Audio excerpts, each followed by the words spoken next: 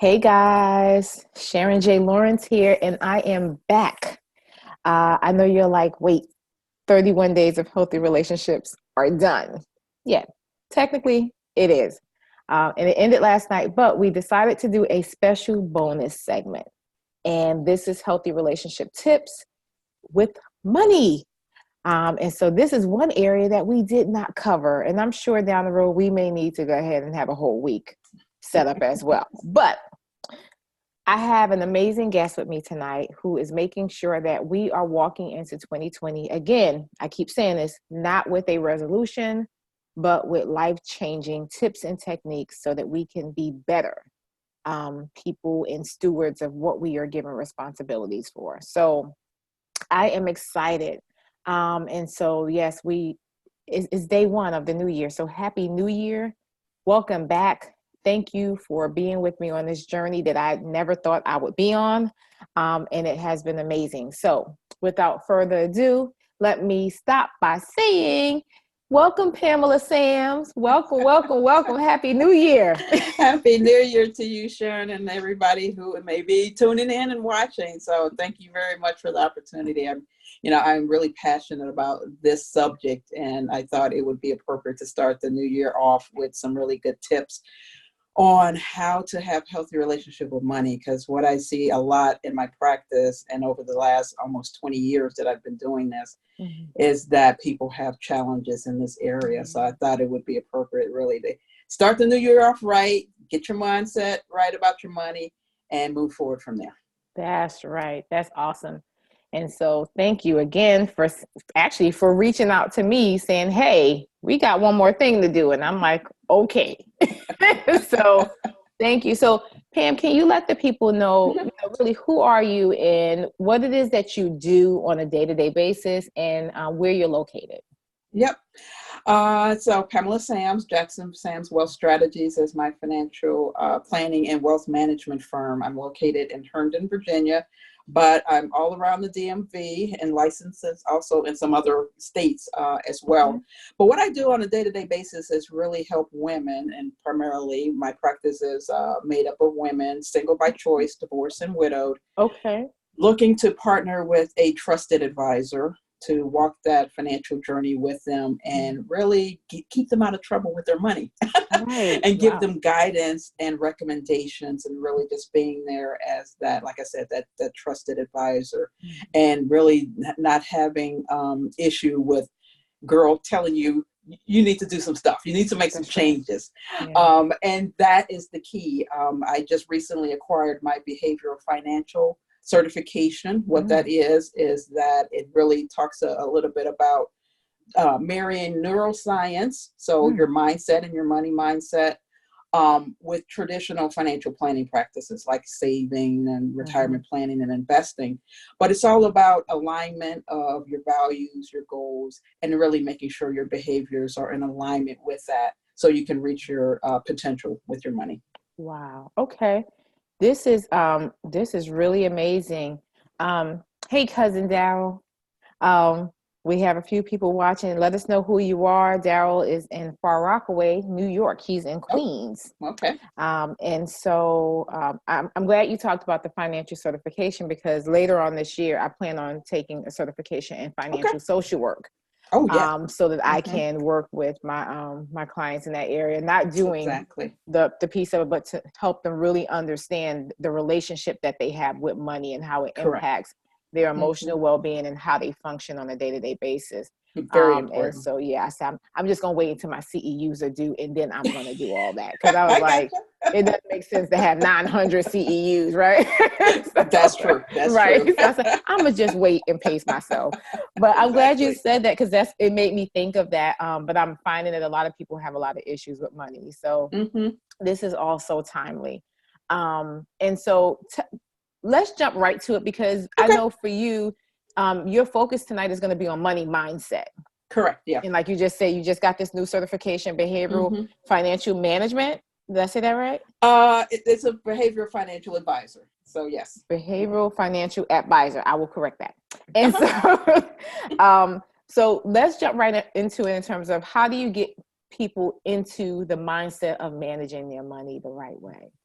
Yeah, I mean that's the ultimate challenge because over the years we have this subconscious track that's playing underneath the way we handle money and the way we view money. Mm. Um, Most of what we learn about money has been what we learned at age 6.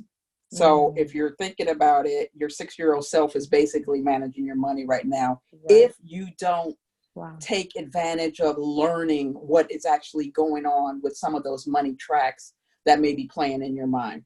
For Okay. example, I'm a spiritual person and I'm in the word, I'm in the Bible a lot. Mm-hmm. One of the verses that come up is that money is the root of all evil. Mm. But it's not what that is. It says the love of The money love of is the money. root of all That's right. evil, That's not right. money per se. Right. So sometimes we get in our own way with some of Mm. these things that we learn about money that is either taught Mm-hmm. or what we see Mm-hmm. in the environment and society that really stops us from working really well and having a healthy relationship with money. So Right. if you think money is evil, Right. you're not going to want to hold on to it much, or you Correct. stay away from it. You're really kind of repelling the Mm-hmm. money. If you see, hey, fat cats or rich people or, bad people or evil or whatever, Right. you're not going to try to attain any wealth if that's where you're seeing. Right. So a lot of these things come from the money stories, so what I Mm-hmm. do initially is really talk to people about, number one, how was they raised with money in their Mm-hmm. household? How was it Mm-hmm. talked about? And then really kind of get that money story and then helping clients rewrite that money Mm-hmm. story in Got it. order to work with that. Because I can put, over the years, I mean, I just got the behavioral financial Mm-hmm. designation, but I've been doing this type of work in my practice for quite some time, Okay. is that I could put together or help you put together a really solid financial plan. But in Mm-hmm. terms of implementation and taking advantage of that, that was Right. where people were having a disconnect. And I was like, what's going on here? Why, Mm-hmm. we got things, I can get you from point A to point B, but why aren't you Right. taking action? Mm. And some of it, like I said, was some of those tracks, that money mindset that was really Right. preventing people from moving forward. So in Okay. order to really effectively deal with a solid financial plan and getting you on a good foot, you Mm-hmm. really have to kind of look at some of the, as a therapist as well, you have to kind of clean out some of that junk Yes. Yes. first in order to Yes. clear and then move forward from there. So that's a lot of Right. what I see with people not having healthy relationship with money, because the way Mm-hmm. they talk to themselves about money, the way they view money, and then some of these mental mindset tracks that are running underneath that Mm-hmm. subconsciously people aren't aware of, and they may actually be repelling and not attracting money to them in their lives. This sounds so much like therapy. It does. I mean, it's like a parallel process, Uh-huh. or I would say even a reflection. Yeah, And as you talk about unpacking, you said the 6-year-old self is managing your bank account at what, 40 something, exactly. because you have not learned anything new. It's just like with relationships. Yes. If you witnessed something as a child and you thought that was it, Hmm. that's how you function as an adult, because that's what you witness. You think that that's the right Correct. way to do things, and you Hmm. you keep getting the wrong results Yes. Hmm. and get frustrated. And it's like, well, you got to do something different. And so how do you deal with that? You have to unpack it, just like with Correct. money. Hmm. So I think this is good for people to understand that, because we're talking about healthy relationships with money. Healthy Hmm. relationships across the board has a pretty much the same definition. If Hmm. a relationship that functions from a place of safety, security, you're moving with wisdom Yes. and understanding, you're making smarter moves, you're thinking things through. And today we're talking about money. It's the same thing. It's no Correct. different. How are you managing your finances? So Hmm. this is really, really good. Okay, so you have this big challenge. The people are, saying, I've been doing this for 30 something years. Why are you changing it? And like I said, it's not working clearly, but Yeah. is it very difficult getting them to switch? It's a challenge. Let's say not difficult, but a challenge. And I started with a couple of exercises. Number one, like I said, some of the questions on how you were raised with money. Mom and dad, if their mom Okay. and dad were present in the household, how's your mother with money? How's your father with money? Right. Sometimes it matches, sometimes it doesn't, Right. because that's the way you learn. Nobody really teaches you how to work with money in this society besides what you see from a society standpoint, but also what you learn in your household. So Right. if your parents are very frugal, you're more than likely going to be frugal. If they're spendthrift, more than likely you're going to be spendthrift. Or just the opposite. You see, what I get a lot of times is that, oh, I saw my mother or my father go through, tons of money. They didn't save. I don't want to do that. And so they end up on the opposite side, really repelling against that to do something different. Okay. So it's a challenge. I wouldn't say really difficult. Where I start with is some of those questions that I talked about, how you erase with money, but also I go through what I call a values-based exercise. Part of the behavioral financial advisor program is really getting to what do you value, and then really matching that with goals, and then making sure your behaviors are in alignment with that. Okay. So a lot of people are willing to do the values exercise to kind of find out where they are in that. And it's just really, hey, you hired me as your advisor to keep you on task. So, I'm managing not only money, but also behaviors to make sure you stay in alignment with that. So some of those old money tracks or that old money story doesn't seep into your moving forward with your financial plan. I kind of call you out on that. Okay. Do you find that a lot of times people will say, here, you do it all because I don't trust myself to manage any of this? Yeah, I mean, I get that a lot as well. Some people say, I don't have any wherewithal, I guess, to do it myself. But the way that I tend to work is that it's more of a team. I mean, I do take it and I do manage it, but I always let people know, what's going on, why you have things in place, what the strategies are, what, ultimately what your values are in alignment with your goals for the future.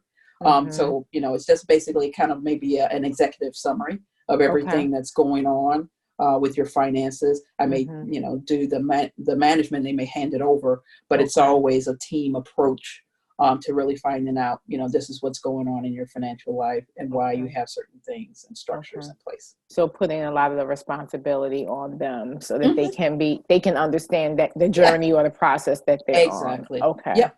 Yeah. I mean, I can think of my own journey with my business, learning so much. And then I started off having to do a lot of things on my own, but probably within the first 6 months, I was like, okay, I'm hiring this person, I'm hiring this person, I'm hiring this person. And I realized that life became a lot easier. And some things I still don't get because of the money piece of it, but because it's not my language per se, but of how things are done. But I find so much peace in knowing somebody, this is their skill set. So I trust them. But there's peace in knowing that I have someone that I can say, okay, you got this. I'm going to be okay. Exactly. So, yeah. Okay. So what are some things that you feel like you want to really share with the people tonight, in addition to what you've already shared? Yeah. I mean, I think the first step for people is to really understand the way that they talk to themselves about their relationship with money. For example, a lot of times we go around and saying, I can't afford this, or I'm never going to get, this, or I'm never going to retire, or, some of those negative things. So really seeing and watching how you talk to yourself about your finances is key. And then, the first part of the year, every year, you want to kind of see where you are with your money story. So if you're just starting out with this particular process, you want to start out with some of those things that you may be telling yourself that are negative about your money. And then how do you rewrite that to the positive? So, for example, if you say, I can't afford this, let's say maybe I can't afford this now, or I do not have the resources, but I may have the resources later. It's just really watching the words. It's watching the words on that, because if it's just kind of a self-fulfilling prophecy. If you say, I can't afford this, or I'm always going to be in debt, more than likely you're always going to be in debt because you keep telling yourself that. But if you have some type of strategy or game plan on, okay, I may be here now, how do I get to the other side of this? I don't want this. I do it. So, just like with anything, if we go with the negative standpoint versus the positive, so you say, I don't want debt. You won't say that. You just say, I want, let's say $10,000 in saving versus the I don't want debt. So don't use the don't, because that's what's attracting to you at this point. Right. So you really want to kind of rewrite that money story first off when you're starting this process. And then really, working with an advisor, or if you do it yourself, make sure you kind of go through what goals are, what your values are as it relates to your money. So if you want to send your child to college in 5 years, that's a value that you have. You value education. I want to send my child to school. What do I need to do now in order to get that done? So it's really just developing a structure, for that. So it's really just starting out with your money story, the way you use and the choices of words that you're talking to yourself as well. And then if you do see yourself, in that process where you or because it's going to take some time to change the language, the way you're talking to yourself, just see, if you're catching yourself, from time to time, just say, okay, how can I reflect on this differently than the way I have been viewing it before? As well. So it's really, as a therapist, it's all about acknowledgement. So once you acknowledge this is what's going on and this is the story that I'm telling you, telling myself, then you know how to change it. But unless you don't even recognize or aware, it's all about awareness. If you're not aware, there's a problem. You're not going to change the problem. So it's all about awareness first, and then rewriting that money story. And like I said, over time, changing the words until, I can't afford to, I may not have the resources now, but how do I get to, this particular goal? Yeah. This is super awesome. And I have my S on my shirt. So I super awesome. Yes.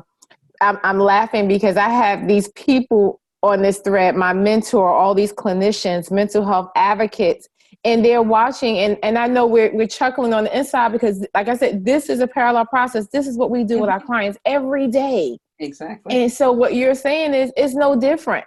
It's no different. Yeah. You have to rewrite your story. You have to learn to reframe and say things differently. So if you see them differently, you can commit to a different path. This is amazing. So I want to kind of see who's there, Pam. Everyone, we have Pamela Sams from Jackson Sams Wealth Strategies with us. She is sharing some amazing tips. So let's say hi to the people. We have Bruce Stevenson on. Hello, Bruce. My mentor, Erica Reed. We have Dr. Candace, and these people from Baltimore, Atlanta. Kristen Brooks here in Maryland. Hey, darling. We have Sherelle Moore Tucker. She's a mental health advocate. She's a wellness expert. And then let's see what Erica has to say. My niece is watching from the Bronx. Shameka Jennings. Hey, Yvette Lee. My networking buddy and partner in crime. Well, not crime. We're going to reframe that. Reframe that. Partner in do well. Thank you. Yes. And Sherelle says, great information. Yvette says she's rewriting her money story. Erica says, words have power. Rewrite our money story. Absolutely. And then Erica also added 2 more things. Values lead to goals, and goals lead to behaviors. Correct. And so we're talking about that whole behavior change. And she also says money mindset starts with what we saw growing up. Yes, absolutely. So this is amazing. If you have any questions, Yvette said, not crime, not crime. Dr. Kiba's on from New York City. She's a licensed psychologist. She says, hey. And so my niece says, hey, auntie. And, so this is good information because, and I told you we were going to have people who jumped right on because this is a big deal for people, even for me. I said that every dollar I touch this year, I saw a meme and I've been repeating it. Yes. Every dollar I touch this year, I'm going to be responsible. I want to be more responsible for the dollar. And I saw some things I wanted to purchase because I had a little extra money. And I was able to say, you can put it in the cart, but don't hit the pay button. Yeah. You can There you go. stare at it. You can look Yeah. at it, and it'll stay Hmm. there until you feel like you want to get it as a reward, or Hmm. you may decide you really don't need it, Sharon. Exactly. So being wiser in 2020. Hmm. So I'm already making those steps. Awesome. All right, guys, do you have any questions for Pam? We have her on. We have quite a few people watching. Hey, Ian Diller, how are you? We're getting more and more people. Please share to your pages. We still have a few more minutes, and if we can get more people on, let them get this amazing information. And for those who are watching or will be watching later on a replay, please put hashtag replay so myself and Pam can respond to any Hmm. questions or comments that you may have. We will be alerted. Okay. And so, all right, anything else that we feel we need the people to know? Uh-huh. Yeah. So once you go through that process, it's really just kind of the traditional financial plan. It's really at the first part of the year. I am so big on budgets and spending. So Okay. really understanding, take a recap on what 2019 looked like for you. If Mm-hmm. you're not satisfied with where things were and you want to make some adjustments and changes, it all Mm-hmm. starts with your spending habits. So Mm-hmm. really analyzing what happened. Was it good? Was it bad? Mm-hmm. Indifferent? Whatever the case Mm-hmm. may be. If you want to make any changements or adjustments, look at it. Mm-hmm. There's a couple of money management programs that are out there that I usually recommend for clients if people are kind of tech savvy and they want to get online. Mm-hmm. Mint.com, mint.com is really good. It looks at your spending behavior, and then make any adjustments for what I see that's Mm-hmm. notorious for people is Okay. really extra things that people buy, mostly Okay. eating out type stuff. um, we're here, we're there, we buy Mm-hmm. Starbucks, we buy whatever.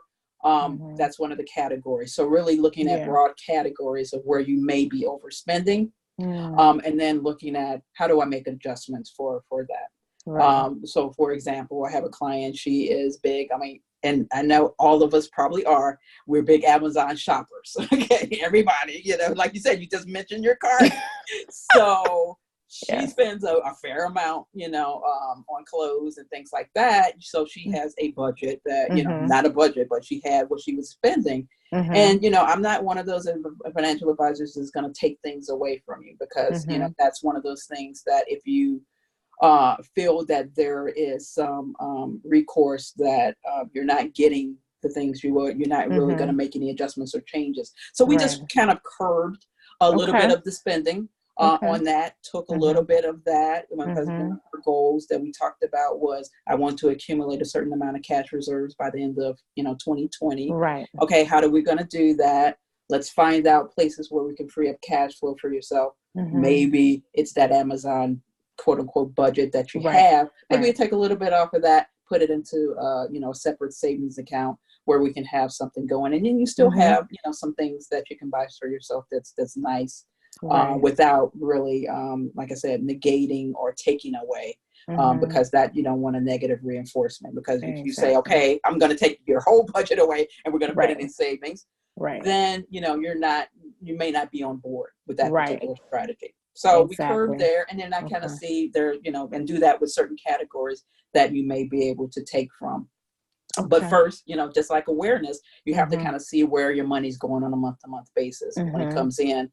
A lot of times, this is the area that I see with people is that it comes in, it goes. I have no idea Right. what happened with it.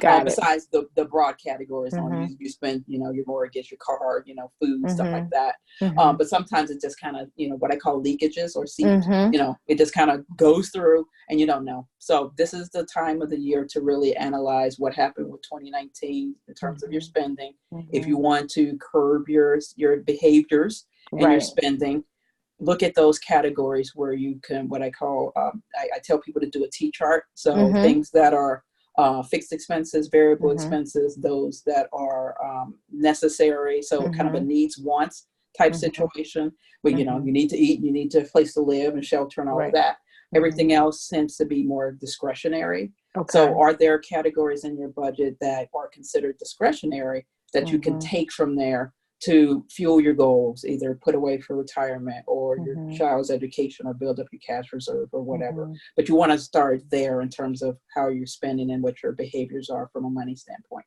Okay, great. Shameka, did that answer your question, or do you still want me to answer it? I mean, ask it. So let me know. And we have Ann Dillard who says, I'm making some adjustments to operate like a boss CEO. No Okay. more mixing my money. Okay. Okay. All right. And then Sherelle, thank you, Sherelle. She corrected the mint.com because I put the wrong thing. Okay. And then, I kind of lost my feed there, trying to figure out why. And so let's see, let me get back to that because I want to make sure I respond to everyone's comments.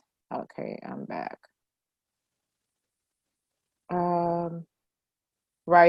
Dr. Rael Sims, who is in California, says hashtag T-chart.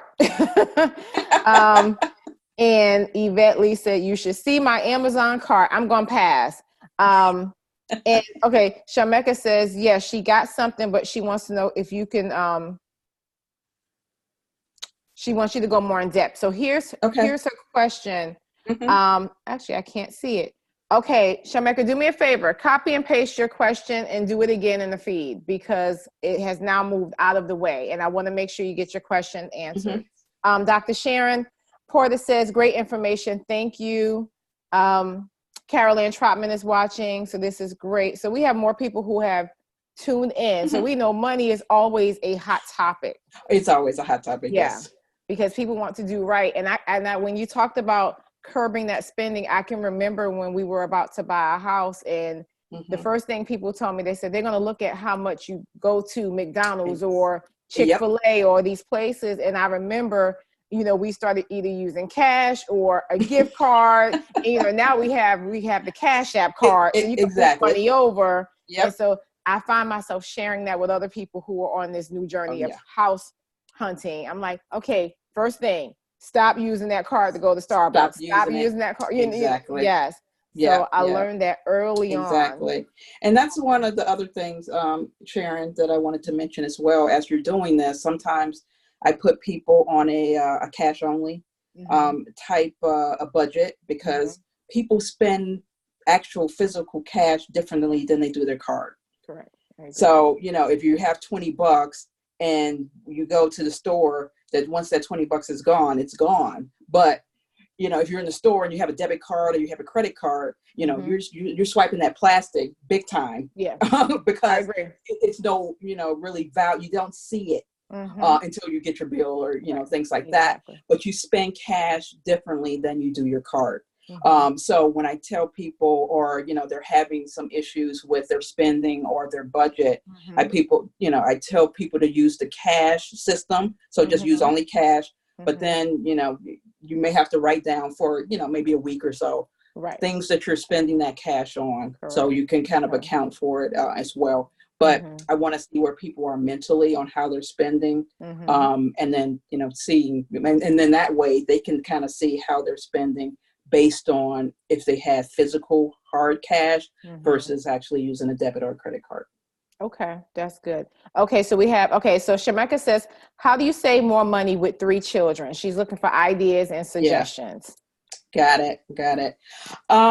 It's really working with that, like I said, T-chart first on what I call discretionary versus non-discretionary expenses. Are there categories that you can use that can be either eliminate or reduced or temporarily suspended? For example, a lot of times, people are cutting the cords on cable, getting streaming services, things like that. Right. Perhaps if you do have cable and you want to cut the cord, get, some streaming things, that may be a way to do it. Or let's say, I don't need that particular, resource for, let's say, 3 months to 4 months while I pay down some debt. And you're, kind of temporarily suspend that for a little bit and use that particular amount of cash in order for savings. So it's really all about how you're spending your cash and then also looking at what categories you're spending it on, because there's always categories that you can free up cash flow on. It's just a matter Right. of, finding it as well. Mm-hmm. So besides, the areas that I talked about, eating out, a Mm-hmm. lot of times we overspend on categories that, for example, I look at people's, car insurance or auto insurance. You've been Mm-hmm. having that for, quite some time. You don't make any adjustments or reevaluate. Mm-hmm. Maybe, if you have an older car, at some point, you may not need the mechanical breakdown because your car is so old, and Mm-hmm. you may still be paying that in your premium.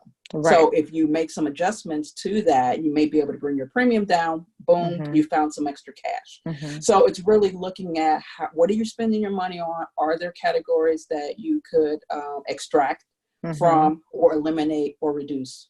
And that's where you Okay. need to focus on. Okay. Awesome. Awesome. Okay. Is there a website, Pam, that people can look for a T chart example? It's just really a matter of, it's called a Franklin T chart. So you can just Okay. do it on a white piece of paper, or, Mm-hmm. just kind of a notepad, discretionary versus non-discretionary, and then just kind of Okay. put down all of your categories, from there. Okay. But my website, jacksonsams.com, has a lot of, resources on it where you can look for, budgeting tips, spending Mm-hmm. tips, things like that. Okay. All right, jacksonsams.com. We have a couple more comments and then we're going to Mhm. close out. Sherelle says, good point. We'll check my car insurance for adjustments. Shameka says, got it. Thanks. Carol Ann said, hey, Carol Ann, she says, used to do cash only, then stopped, and now have to break the card habit again. All right. Michelle, who's in Iowa, says, teaching my daughter this lesson right now. She just paid off a $4,000 credit card debt. Her first big debt resolved. Awesome. And then Sherelle says, so true. I've started using cash more for that very reason, because Mhm. you can see it as it dwindles. Exactly. And so this is good. Marquita's on from Atlanta. Thank you so much for joining.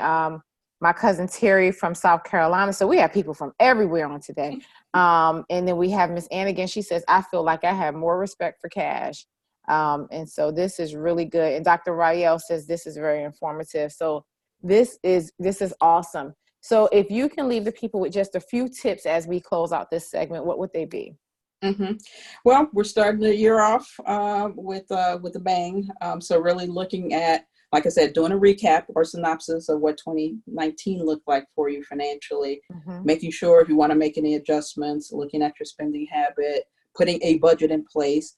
Mm-hmm. And it's not just what are you spending money on, because Mm-hmm. a lot of times people think that's a budget. It's not. It's really, if you're spending money, you're spending money. But Right. are there areas that you say, hey, I see myself overspending on eating out? Maybe you Mm-hmm. give yourself a budget on that, and just alleviate, some of that. The mint.com is really good with Mm-hmm. that, because you can put inside of there, if a threshold. So let's say Mm-hmm. you only want to spend a few $100s for eating out on a month. It'll let you know, okay, now you're 50% there. You spend Mm-hmm. 100, you have 100 left. It'll Okay. give you those cues. You can put it on your phone, or as an app, Mm-hmm. and you can alert yourself while you're out and about spending. So really, starting there as well. But moving forward, moving back from our previous conversation, it's all Mm-hmm. about your money mindset. So getting your money right, getting your mindset right about your money. So if you need to work on your money story, I would Mm-hmm. start there first, and then move forward with your spending and your budgeting. But if you are okay with your money mindset and you think you're Mm-hmm. fine with that, start from the basics, which is your cash management, which would be budgeting and spending Mm-hmm. first, and then working on your future financial goals from there. But it's all Okay. about the correct money mindset, because none of that makes a difference if you're not ready to make any changes behavioral wise towards your Mm-hmm. financial future. Awesome. Y'all got this? Free 00. I stopped saying free 99 as of last night because I people got think it's you. 99 cents. So, so free 00. Got it. Free. This is awesome. Okay. Michelle says quickly. Okay. Okay. She says, what are your thoughts regarding those savings apps that save any rounded up amounts? Acorns is one, I guess. Yeah, Acorn is one. That's a good way if you want to, preliminarily get started with that. It's a basic Mm-hmm. investing tool with a round Mm-hmm. up, and then it'll take the difference and then invest it for you. Okay. So that's kind of a forced savings for people. Okay. So it's good to get started once you kind of graduated from that and you're kind of good to go with more advanced, I guess, larger chunks or sums of money. Then you may want to take a look at something else. But those apps are Mm-hmm. really good to get started with that. Awesome. All right, guys. Well, you got to hear. I went a little bit extra because I'm like, y'all had questions and comments. So we were on a roll and I did not want to stop the train. Yep. So, Pam, thank you again for joining Thank me you. tonight. I'm so appreciative that you even pointed out that this was something that was necessary, which I know, but it wasn't on my radar in that moment. Yep. So I'm glad that you approached me, and I'm glad even more that you were available tonight to make this happen, so that people can walk into the new year with some additional tools. So thank you Great. again. Thank you. Everyone, thank you. This is the true and final conclusion of our 32 days healthy relationship tips when it comes to couples, families, friendships, self, work, and money. I am so grateful for each and every person who tuned in over the last 32 days, and every speaker that says, yes, I will be sending out a separate message just for you guys. But I am truly grateful and honored that you joined me on this tour of obedience. But it turned out to be a blessing for myself and over 8,000 people. And so way more than I even anticipated. So thank you again. I hope that this has been helpful. And I pray that your 2020 is full of clarity and prosperity in the right way. Not rich, but comfortable and doing things the right way. So I guess until next year, farewell and do well. Bye, Bye guys. bye. Have a good night.